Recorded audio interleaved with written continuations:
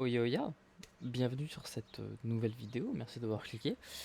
Comme vous avez pu voir sur le titre qui va probablement être que faire avant la sortie de The War Within, et ben j'ai plusieurs points à apporter, plusieurs points à dire pour vous donner des idées. Après, encore une fois, enfin, je vais le préciser, c'est un jeu, donc vous n'êtes pas obligé de faire ce que je vous dis, mais ça peut vous donner par exemple des petites idées. Donc, dans un premier temps, ce que je peux vous conseiller de faire, c'est d'essayer de turbo le plus possible l'event des échos radieux, donc du coup le fameux pré-patch. Pourquoi? Parce qu'il y a plusieurs points à voir. Vous pouvez déjà avoir une monture, deux mascottes, du stuff, qui sont liés au bataillon. Le bataillon, qu'est-ce que c'est? J'y viendrai juste après. Vous pouvez avoir du coup énormément d'événements pour avoir de l'XP.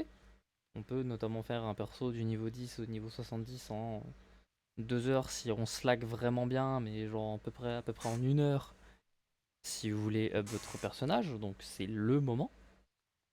En parlant de classe et de reroll, pensez à regarder un peu tous les guides qu'il peut y avoir sur les personnes qui sont sur la bêta de The War Within. Pourquoi je vous dis ça? Parce que peut-être que vous jouez actuellement, je sais pas, on va dire un druide, et que finalement le gameplay druide qui va arriver avec les fameux nouveaux héros talents, si vous êtes un peu curieux, vous allez forcément regarder ce qu'il peut y avoir. Peut-être que ça ne va pas du tout vous plaire. Donc peut-être que vous allez vouloir repartir sur, euh, par exemple, une classe, une autre classe. Donc rien ne vous empêche de le tester et d'aller chercher le fameux stuff 480 qu'on peut avoir. Le fameux stuff qui est lié au bataillon jusqu'à être équipé. Donc on peut facilement vite en profiter. Là, l'autre chose qu'on peut faire, c'est directement aller chercher la quête. La quête qui va nous être donnée, où on va aller devoir aller juste ici à Gadgetzan pour aller tuer 2-3 mobs pour justement débloquer cette fameuse Warband. Qu'est-ce que c'est? C'est un peu comme une banque, mais liée à tous les personnages. Donc si vous aviez par exemple un perso banque, ça ne vous sert quasiment plus à rien. Ou alors si, mais ça ce sera uniquement lié avec certains items que vous pouvez notamment avoir. Euh, vous avez toujours votre bague de reagent, donc tout ce qui va être compo d'artisanat principalement. Mais tous vos stuff qui sont liés coéquipés, liés corps ramassés, ou par exemple liés au compte, comme on peut trouver ici, ou ne serait-ce que des petits coffres à vous envoyer sur vos personnages, vous pouvez directement les passer via le Warband. Et ça, c'est un gain de temps phénoménal, mais surtout pratique pour de l'inter-serveur. Par exemple, si vous avez une monture qui vous intéresse, je vais dire la Panthère Ornée de Joyeux qui coûte 120k en moyenne, bah, si par exemple vous êtes sur Rijal et que cette Panthère est à 140k, mais que vous allez par exemple sur le serveur Mediv et qu'elle est à 98k, la question se pose pas. Vous envoyez des PO, vous gagnez 50k. Voilà le gros avantage du Warband. Je vous conseille d'ailleurs de faire pour gagner du temps, de l'argent et aussi pour potentiellement se faire de la thune. Donc voilà pour ça. Le deuxième point, enfin plutôt un autre point concernant les classes. Regardez vos héros talents. Les héros talents, qu'est-ce que c'est? C'est ça. Donc vous allez avoir le choix entre plusieurs choses, on va dire. Soit par exemple vous jouez paladin comme moi et vous allez être un mélange entre DPS tank ou alors vous allez être DPS heal.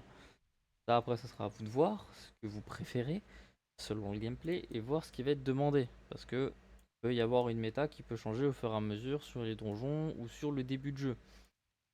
Qui peut probablement changer votre gameplay. Ce qui sera fortement le cas parce que Blizzard a prévu de faire de grands changements. Qu'est-ce que je peux rajouter d'autre?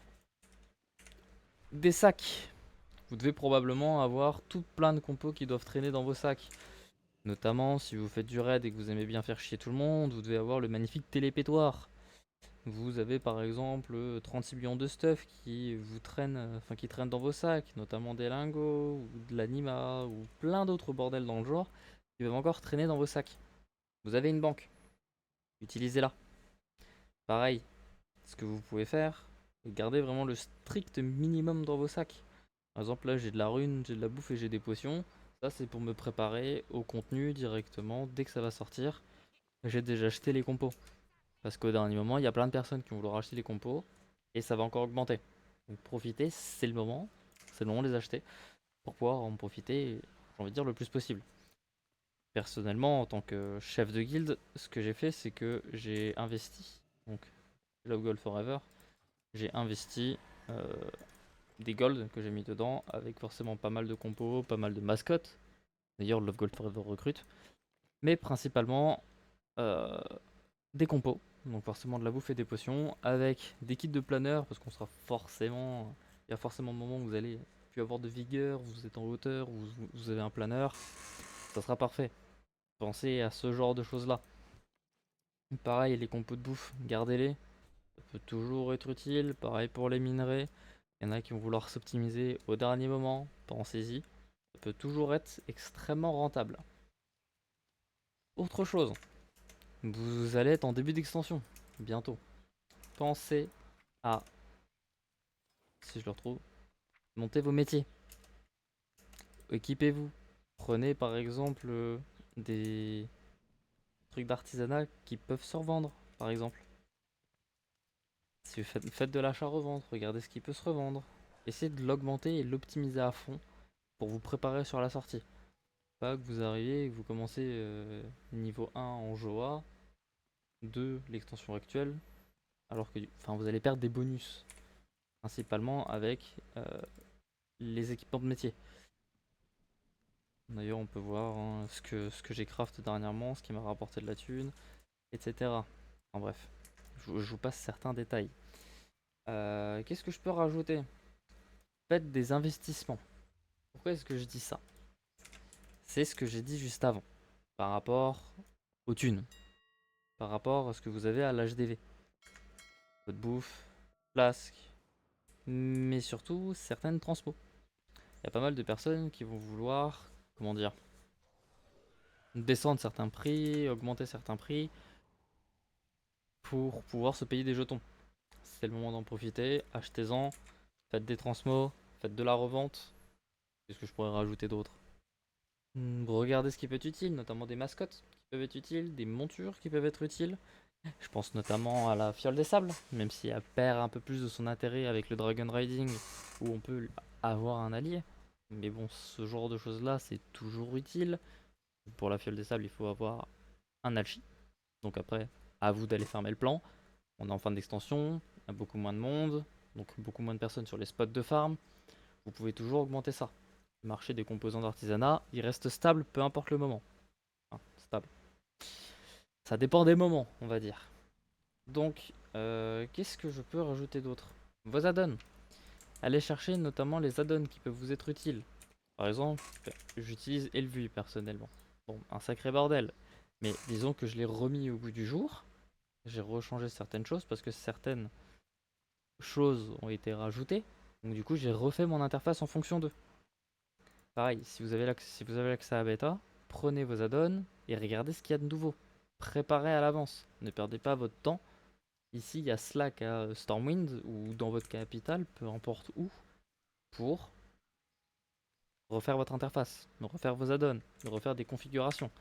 Par exemple, j'ai fait du gros tri personnellement dans mes add-ons. Et il y en a pas mal qui sont là, que je n'utilise pas. Par exemple, Astral Key, qui est bien pour des mythiques plus. Je fais plus de mythique plus pour l'instant. Donc ça sert à rien d'avoir de la bande passante pour rien, ou que ça vous floute, ou que ça ralentisse votre jeu pour rien. Faites du tri. Par exemple, Raider Rio, je l'ai désactivé progressivement. Parce que je ne fais plus de mythique plus. Forcément, on s'en fout. Pareil, on peut voir du total RP. Bon, bah forcément, ça c'est juste pour voir certaines personnes qui trollent, bien évidemment. Wim, qui est pratique pour avoir un petit onglet de chat, par exemple. Vous pouvez le configurer à votre souhait. Cursor Trail, ce que vous voyez ici à l'écran que je fais avec ma souris, qui permet de, si jamais vous êtes en plein fight, de le perdre. Vous avez plein d'add-ons de ce genre-là qui sont pratiques. Et si jamais vous êtes, comment dire, adepte de thunes comme moi, vous avez TSM, donc Trade Matter Skill, qui aide vachement euh, pour vous faire de la thune. C'est un gain de temps phénoménal et vous savez ce qui se vend, ce qui se vend pas, où c'est que vous pouvez le looter, etc. C'est un gros plus. Bon, après, vous en avez d'autres, des add-ons d'interface. Après, c'est selon vos goûts, vos couleurs, vos envies, si vous avez envie de vous casser la tête. Encore une fois, c'est une vidéo qui permet de vous dire attention, le patch il arrive, préparez-vous. faites du tri dans vos sacs, regardez ce qui se revend, regardez ce qui se garde, ce qui est rentable ou pas. Vous pouvez vous faire énormément d'argent ou non.